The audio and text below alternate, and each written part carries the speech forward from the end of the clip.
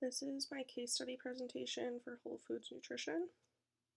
My patient was a 58-year-old female, 5'6", 173 pounds, which is slightly overweight. She has a mild activity level, and right now her pain between her trap muscles is a 2 out of 10. Her main complaints are that she's overweight, she has plaque buildup on her carotid arteries, ridges on her fingernails, which she noted her mother also had, but went away when she was hooked up to a feeding tube, so that makes me think something nutritional. She has occasional dizziness, which her two daughters also have, and she starts many tasks at once. This is a list of her current medications that she is taking from her doctor, prescribing them mostly for cardiovascular health, high blood pressure, and high cholesterol. The Bayer aspirin definitely depletes the most, but you can see that coenzyme Q10 is depleted with 2 out of the 3. She also takes medications by herself. AREDS 2 is for eye health because she has trouble seeing at night. She takes a vitamin D3, vitamin B12, and a multivitamin. So when she filled out the symptoms survey, these were her results. She was high in a couple of levels, mostly liver and gallbladder, which I soon figured out that if group 3 was also high, which it is, it's more so liver than gallbladder, cardiovascular, which is no surprise, the blood sugar stress, which makes me think possible diabetes, and hypoadrenals. So my diagnosis is that she has dysfunction with her liver, cardiovascular, and adrenals. The liver, she has fatigue and blood sugar stress. Cardiovascular, she has a big family history of it. She has high blood pressure, high cholesterol, and she already has plaque on her carotids. Adrenal, she has the nail ridges, many brown skin spots, and tendency for hives. So overall, I'll go more into detail this later, but my dietary plan, I want to limit caffeine and sugar. So 1 cup of coffee a day, not 2 or 3, or even switch to decaf. High protein diet because she notes that she snacks a lot between meals, so hopefully the protein will keep her fuller longer, and introduction of good fats. For lifestyle recommendations, I'm hoping that she will take a morning or evening walk. It doesn't have to be more than a mile, just get moving every day. Go to bed at a reasonable hour before 11 p.m. because she often takes a nap around 7, wakes up at 11 and stays up all night, and then also wakes up very early, so she's a slight insomniac.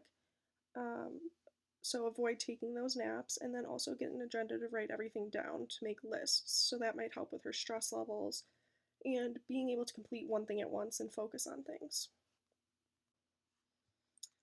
Next are my supplemental recommendations. I think it would be good if she did a standard process cleanse to reboot her liver function.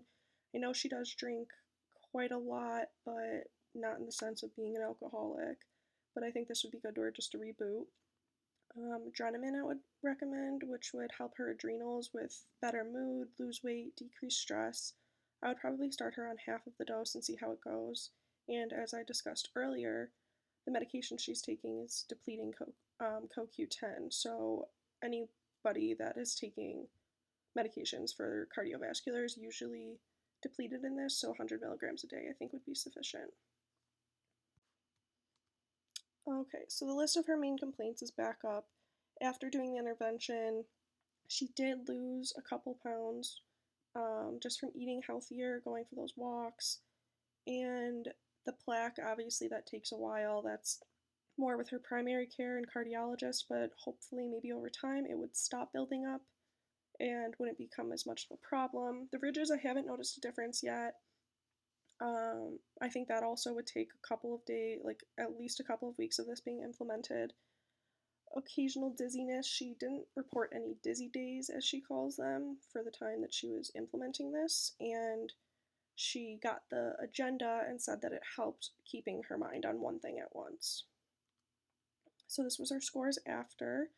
You could see that the blood sugar stress went down, cardiovascular went down, and but hypoadrenal and liver and gallbladder stayed roughly the same, but that's only after 3 days, so I think after long term she might see more of this. Um, my full 3 day diet plan: breakfast. On the first day, she had decaf coffee, egg whites, whole grain toast, and fruit. Then she had a garden salad with chicken and a low fat dressing. Dinner, she had salmon with green beans and brown rice. And for snacks throughout the day, she had almonds, apple, and an apple with real peanut butter, not the fake Jif kind, and rice cakes. On day 2, she also had decaf coffee. She had Cheerios with almond milk for breakfast. She had grilled chicken again, but with roasted veggies and a side of white rice. For dinner, she had a lean cut of beef, which she made into beef stew with low sodium broth. And for snacks, she had yogurt, dark chocolate, and popcorn, but the popcorn, she didn't add a bunch of salt or butter, just plain. And lastly, on the third day, again with the decaf coffee, she had a yogurt parfait with the plain yogurt and honey and oats and berries. She had lean beef meatballs with green beans and rice, and chicken fajitas with roasted veggies and low carb tortillas. For snacks, she had an avocado toast and some turkey chili that she previously made. So here are my citations. Overall, I think this was a good project. I think if she continues with this lifestyle, she will see a lot of benefits from it, and I'm curious how to see the liver cleanse fully through and how that works and how the supplementation for her adrenals will turn out.